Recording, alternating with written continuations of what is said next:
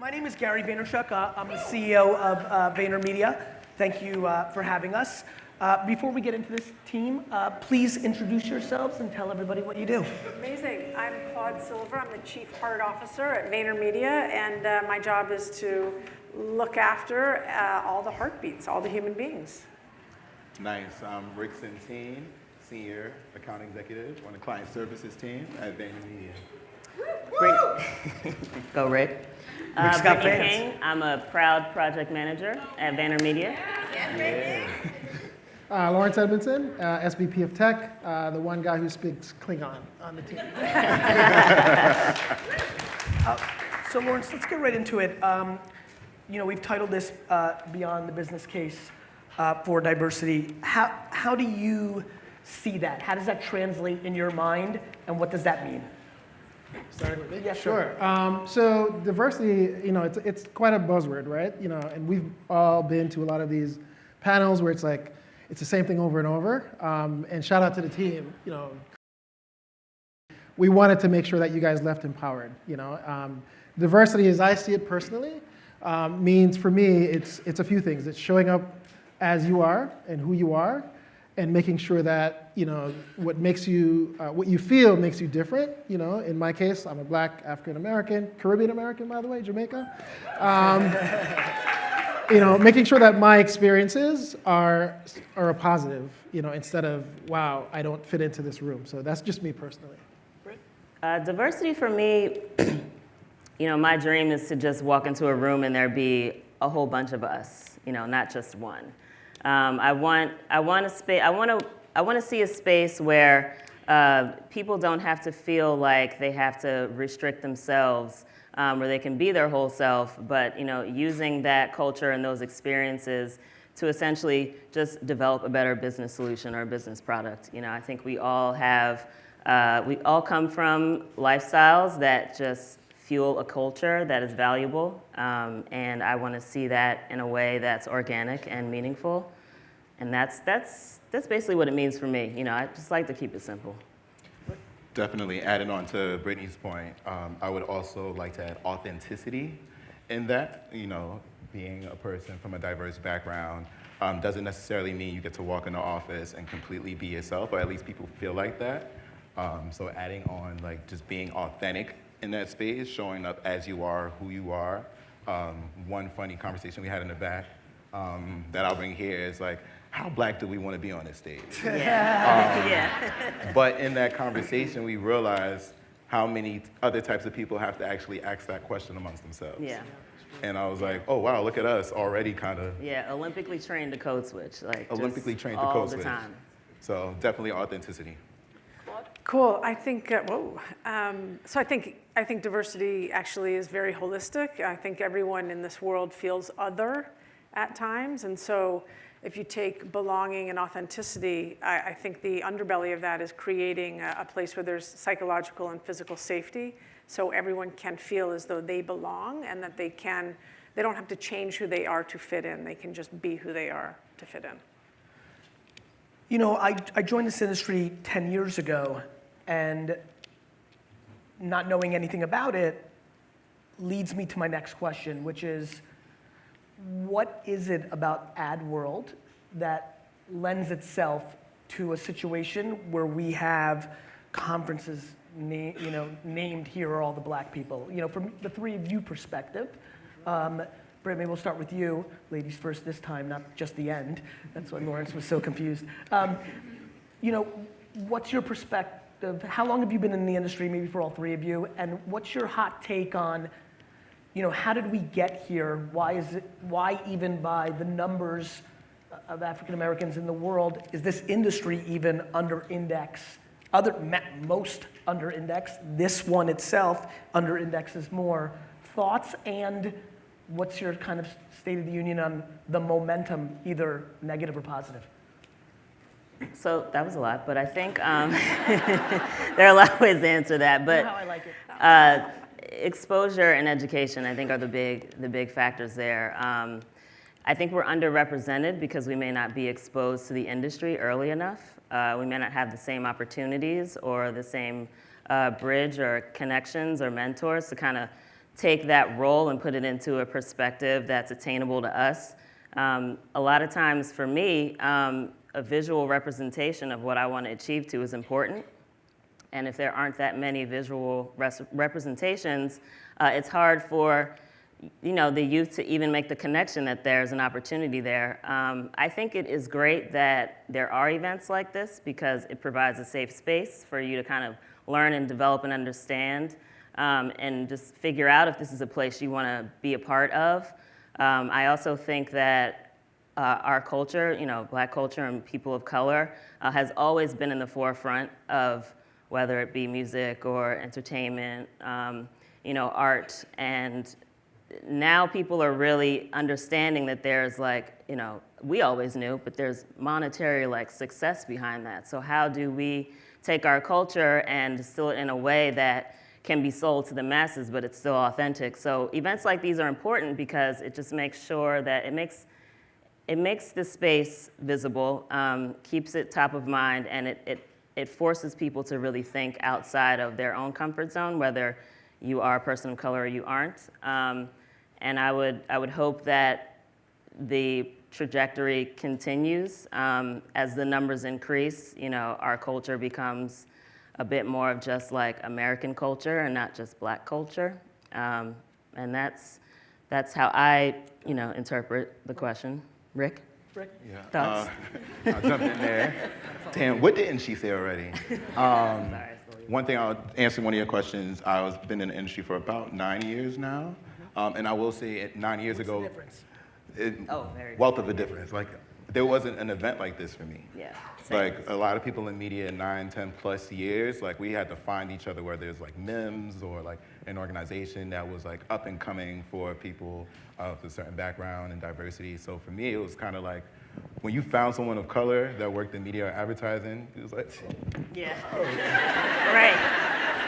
Immediate friend. Yeah.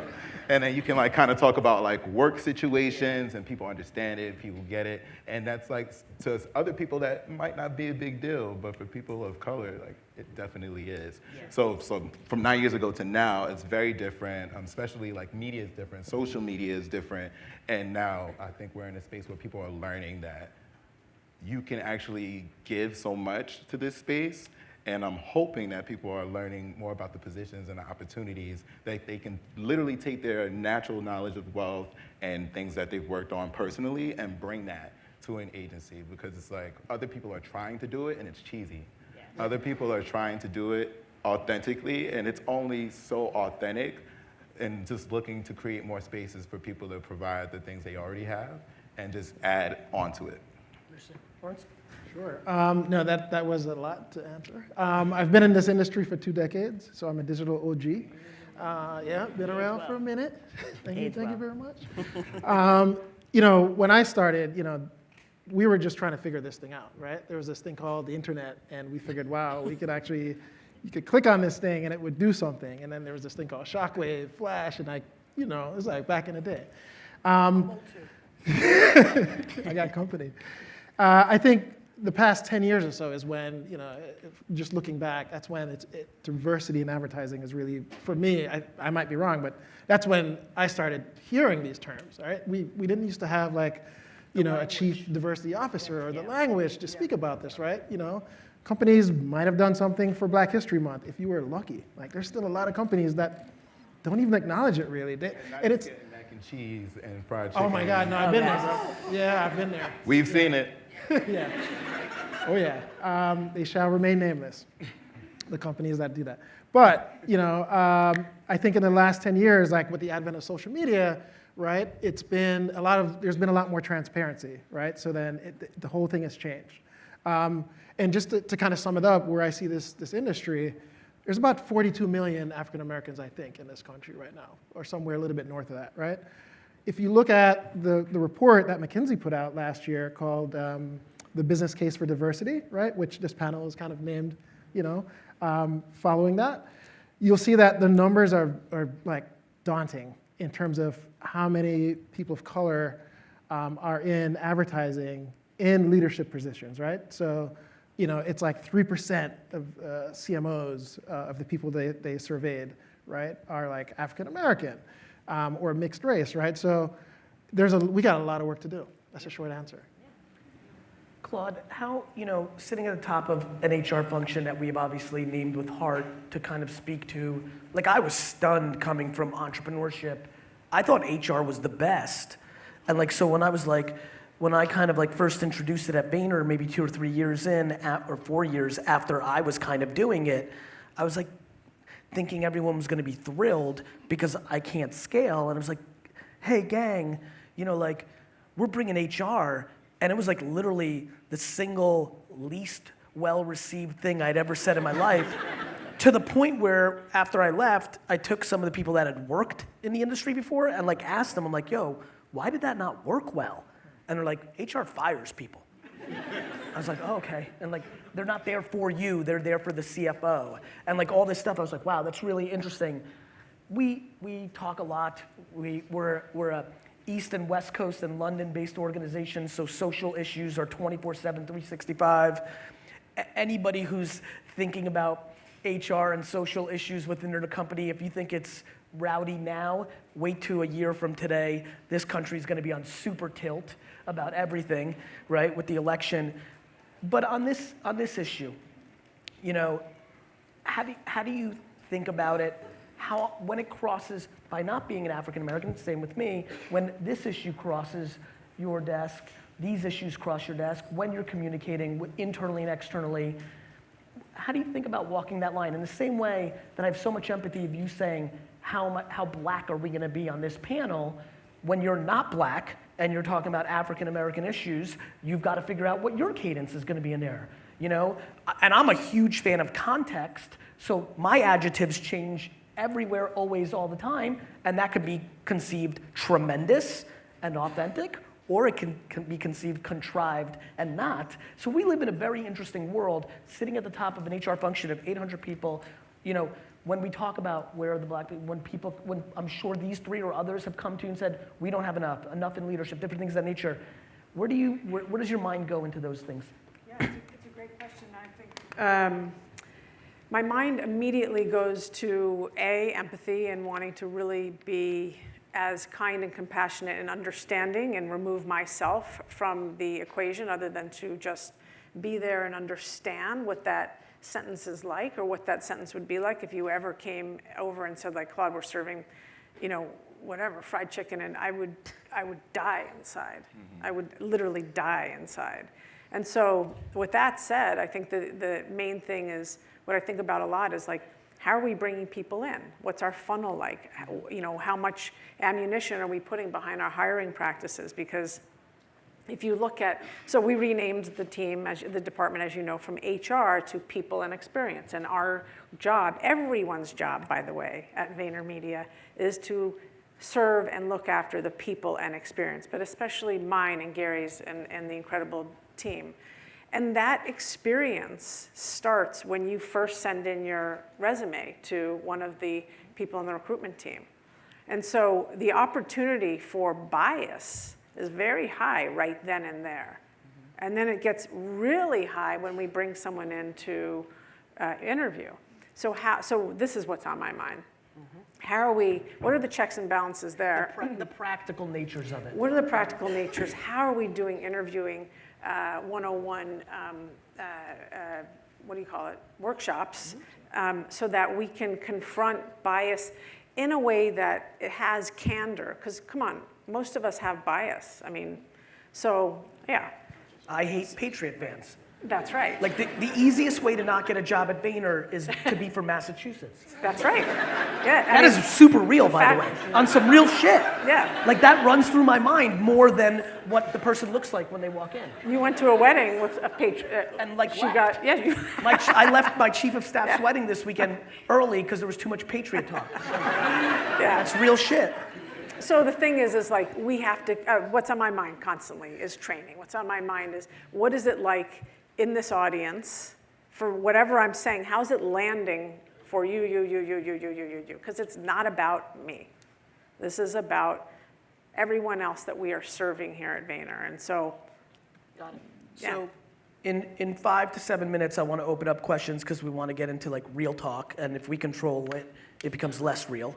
So start thinking about your questions. Two, to that point, I want to give you three an opportunity to, obviously we had all the, they came to prep with me. I'm like, I'm unpreppable. So I'm going to give you these last 5 to 7 minutes to, address something or what haven't we gotten to yet. So Britt, what haven't we gotten to yet, or what were one of the questions that you wanted me to ask that we haven't asked, and why did you want it asked, and what's the point or the communication that you're looking to deliver?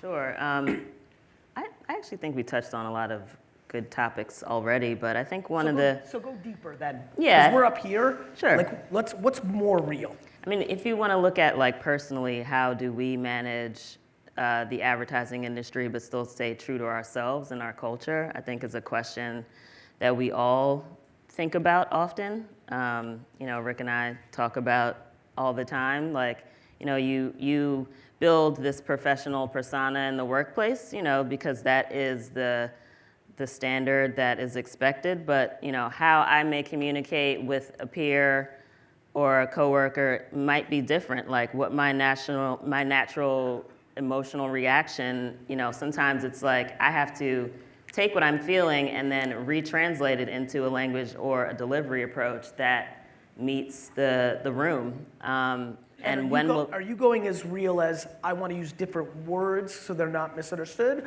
or I don't want to be perceived as an angry black woman in this situation? Both. Yeah. Yeah. I get it. Absolutely both. I don't know. Oh, there we go. There's Barry White. Keep it there, right? He's back. There we go. Fresh. I've run into situations where, just because how we come up in the world, I would be like, I feel like I was being a little too aggressive and stuff like that. Mm-hmm. And then people would come and be like, what? Like, what are you talking about? And it's just some things that we learn through subconscious and just going through society, being a black man in a police state, and just kind of trying to be in the workplace and be comfortable and be yourself. And me and Britt talk about this all the time. Showing up as you are is really big, especially now, 2019 going into 2020. And that's one thing I would recommend for everyone, getting in this space and growing in this space, talking in a meeting and you're saying words we use. If I'm in a meeting and something sounds crazy and I have teammates here, I'll be like, yo, y'all are wildin'. And it's not about oh my God, I should have said you guys are going in the wrong direction based off the brief. Right. You know what's interesting to that point? What's really interesting to that point, I'm obviously, doing a lot of listening. What's really fascinating is all I spend time on 24 hours a day in the macro is to eliminate fear, right? You guys all saw, and I know a lot of you are here, the reason I post that Slack video of yo, everybody calm down, this is we're just making pictures and videos to sell shit, is because at that moment, I was recognizing there was a lot of important projects, and what's synthesized at the top as this is an opportunity for us for 2020, I could see in the trenches, people were, I was thinking about Vayner, and you guys have all gotten to know me a little bit.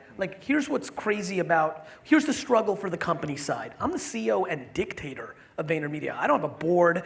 I don't work for some fucking holding company. I got full control. But this is how humans work. No offense to the holding companies out there.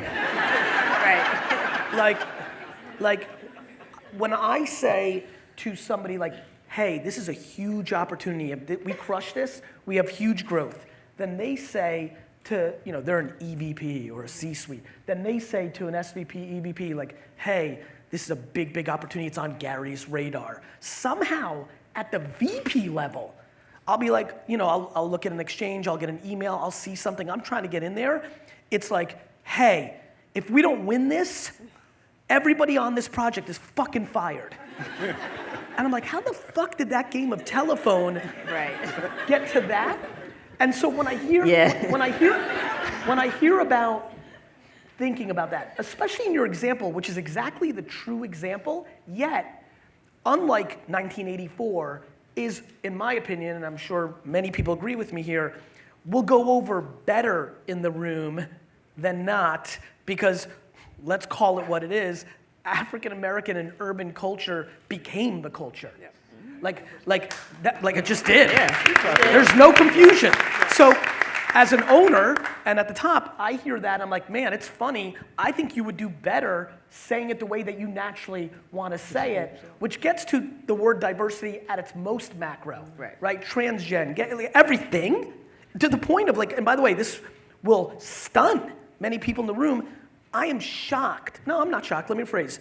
I believe many would be shocked how many white males come into my office and tell me they feel they're being suppressed by the overcorrection of the moment. And I know that that's not going to play in this room. It's just the truth of how everybody synthesizes. And so it all goes back to safety, right? It's just knowing that whatever you say can play within the four walls. And that is ultimately the macro, massive requirement of an organization to have any prayer of these things to be successful. Do any of the three of you, or Claude, to your point, I apologize, the four of you, like, have one last thing before we go to Q&A? Because I know there was some stuff we wanted to touch on. Go ahead. I would love to see a lot more black males getting into programming. And hit me up after this for the real, and I'll give you all some tips. And not just African American males, but just anyone from an underserved community, right? I get a lot of people hitting me up on LinkedIn. I'm here in the flesh. Let me know if you got questions, and I'll give you some pointers how to get into programming. Yeah, and honestly, and I don't know, where are the questions? Do we have the mics? Okay. Oh, no, are you just a random person walking? Awesome. Amazing timing. I don't know where the mics are, but you can start raising your hands. I'm gonna just build on Lawrence's point. This is a very meta situation here. There is only one objective from the 5 of us and about 10 more sitting here in the front of being here, which is, to Claude's point earlier and to the many conversations we've had, Erica and others have had, this is now about deploying our intent at scale through action. We are here for one reason, to hire the majority of the people in this room. So I'm sure that I have to run because that's what Alex makes me do. But for whoever's hanging out, like to your point, like LinkedIn and emailing and all that is great, but never underestimate the chance of like just walking up and saying hello. So I really think for any of the owners in here, if there are any, that's the punchline. It's just going into the tactical actions. This is about us creating top of the funnel moments like this to make people believe us or feel safe, or just the serendipity of it, like any other top of the funnel thing. So let's get into questions. I'm ready. Whoever you pick.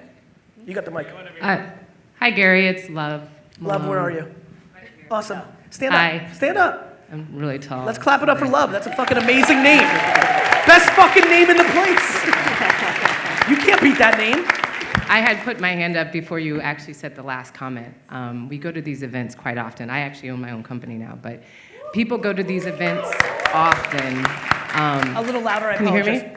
Yep. People come to these events often. I worked at Ogilvy for many years, at BBDO before that. Yep. And unfortunately, a lot of people talk about providing positions and opportunities, but these rooms remain full, the numbers are stagnant. Yep. And so do you actually have a goal in mind for Vayner to increase across the department so we can hear that? Yep, so 18 months ago or so, I sat down with Claude and I said, we have to do this. One of my strengths and one of my weaknesses is not micromanaging my direct reports. And so to answer your question directly, we have a goal, which is to significantly grow through pure dictatorship over the next 12 to 24 months. Our entire C-suite, both from strategy, creative, and even media is about the transition, is going through turnover. And the interview process that I went through is like, look, this is at the tippy top of my scale. Let this be no confusion. Take Claude out of the equation. If we are unable to grow in any department, whether that's work-life balance, whether it's diversity inclusion, no matter what it is 100, not 99% my fault. And so the answer is yes, but I didn't say to Claude, we need to go from 8% to 13%.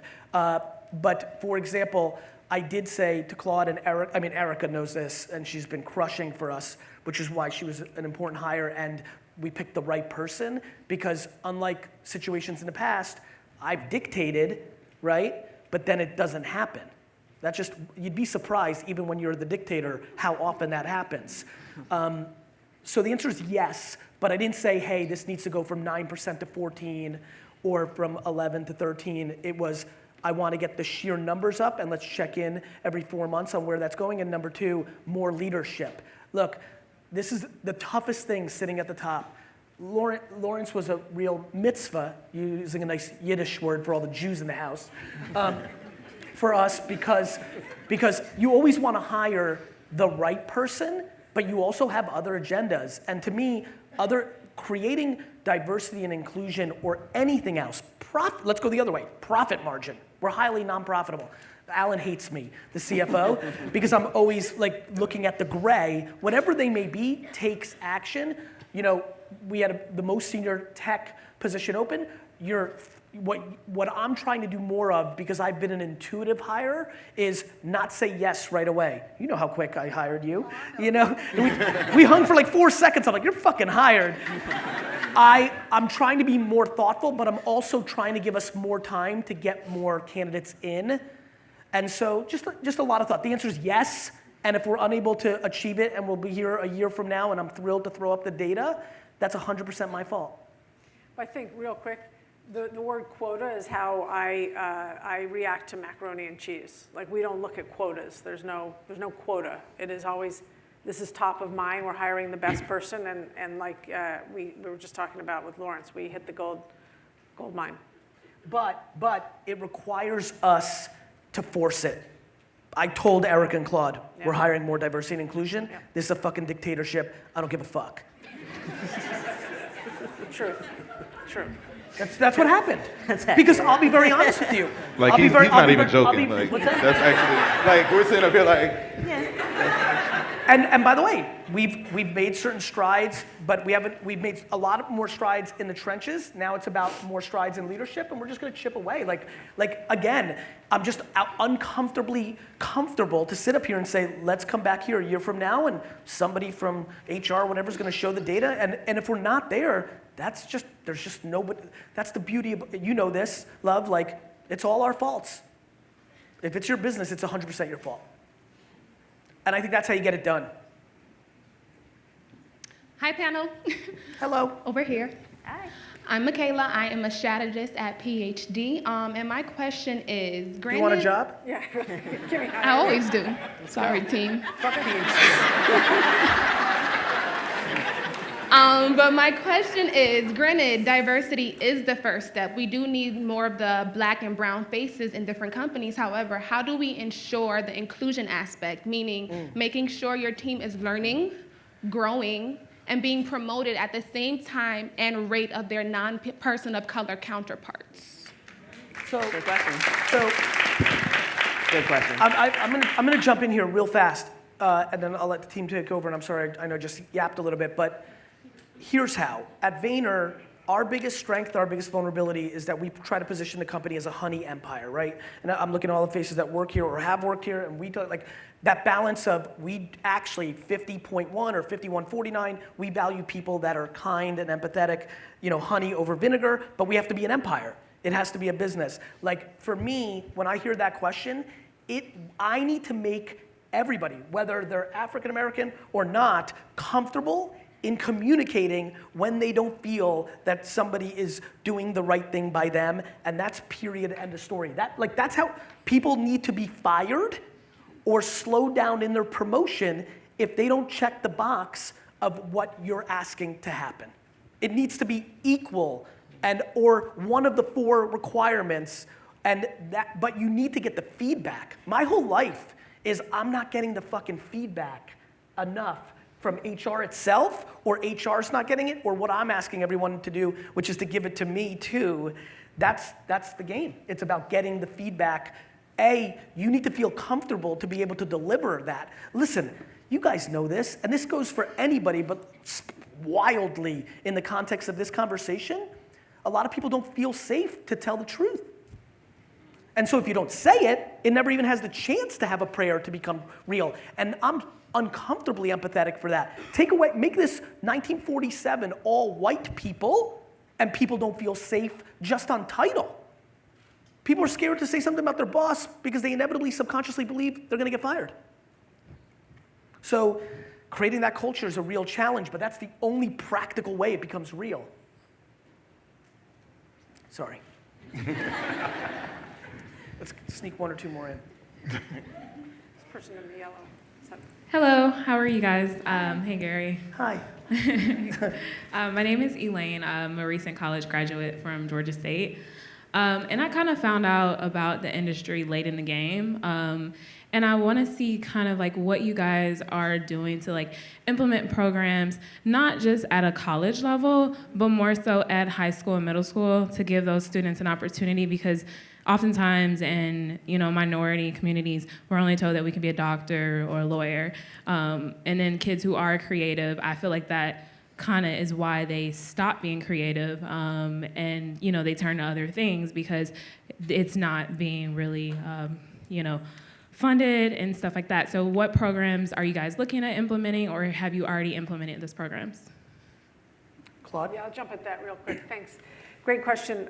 We've been really lucky to have a lot of high schools come through our door wanting tours. Danny's up here, right here, who does a lot of the tours and kind of show and tell, and then meeting with subject matter experts, which is great. We're working with programs such as MAPE and some other programs that will infiltrate the younger folk. Obviously, we have an internship, and we would love everyone to send their best and their brightest our ways. We take about 30, 35 people every summer. Word of mouth is huge, and just getting out there, because what we do every single day is available to everyone, but to your point, it's not getting into the trenches in that way. So it's education, and it's really just going and planting ourselves there. It's funny, you just brought that up, and I'm just sitting and thinking, and I'm like, okay, the answer is not a lot. And then I'm like, and then on top of that, to hit true scale, one thing we don't do, we're really weird about Vayner. Our strategy for the last decade has been for me to be known as a top of the funnel, but for me to be quiet what I was secretly building, because I thought it was the best way for us to build the biggest company. We're just now getting into comms as a whole. And the next chapter of that is going to be making original content in the way that I do it for the whole machine. And as you were talking, I'm like, okay, this is going to be actually a really exciting thing that I think we can do back half of next year, which is, to your point, it's very easy to create contextual creative to hit the demos that you want. That's what we're the best in the world of. It's now just, instead of doing job fairs at 6 high schools, or I give one keynote at a middle school, which fuck, and then doing the tours. There's using media and what we do best as a way to amplify that and create the highest funnel is probably where we're going to be able to get to at our best. Let's sneak in one more at least. Person in the yellow. What's good? What's good? We'll get her. What's good? What's good? What's good? There he is. I'm right here. What's up? What's good, y'all? This is Reggie Germ. There you are. It's great to hear what you guys have to say, VaynerMedia, and everything you guys represent, and just seeing how, looking at society, how we move now with the communication and business, how we communicate is really important. Looking at how culturally are we accepting what someone is bringing, whether you're urbanizing your language, like when you was talking about, this is you wildin', you know what I mean? Like, there's a certain political correctness that goes on within business and media. Do you see there's being more of some merging cultural context that's being connected, whereas like we don't have to just be so, uptight with what we gotta say, where I can speak to you like I'm speaking to you, like I'm speaking to my sister, we out here, we speaking, we connecting.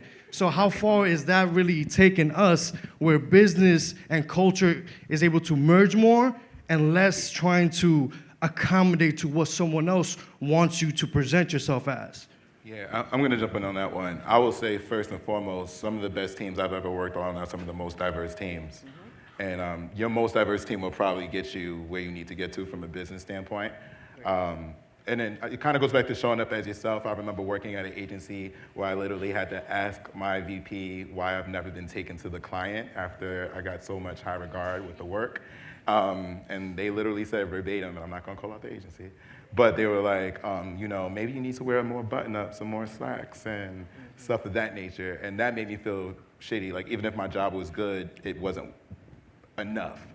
And one thing I will tell you, and hopefully everyone can take with them, is like, feel like you're enough. You are enough. So like, don't feel like you have to force a change. Obviously there's etiquette, but I don't want people to confuse etiquette with culturally feeling like you have to drop who you are. Yeah. Because like my friends, like, don't do that.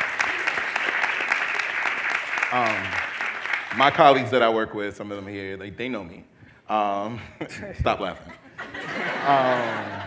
So like, to your point, like, I grew up in the hood as well. My code switching is A1.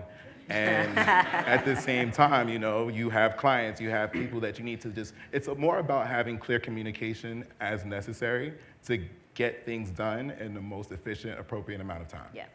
If you can do that and still be wilding, then there's Job no done. issues there. Go ahead. Can I just add to that? Please. Real quick? So, real quickly, Steve Stout wrote a book called The Tanning of America, and they subsequently made it a little series and whatever. I think you should read that book if you haven't read it already, and it speaks to something that Gary mentioned, like how hip hop culture became pop culture, became culture as we refer to it. You know, what you talked about, I mean, there's a lot of, when we speak, right, there's a lot of code switching, but there's a lot of, we encode a lot of things, right? So the masses can't really understand that necessarily, right? So you just have to, I think if you pay attention to like how culture has changed and how we've changed it, I think that'll provide a lot of context for you. I think I'll end with this though. This is a well issue, not a sink issue. Like, you know, if you're in an organization where dressing a certain, I mean, I've dressed the worst in my entire company, right? Like, I curse all the time. So when I hear it in my company, that seems normal to me. I also have empathy that if Love doesn't like cursing, she's the queen bee in her company. Let this not be confused. This is about the decision you make if you're going into an organization from the get, not once you're in it. Like, that's just the game.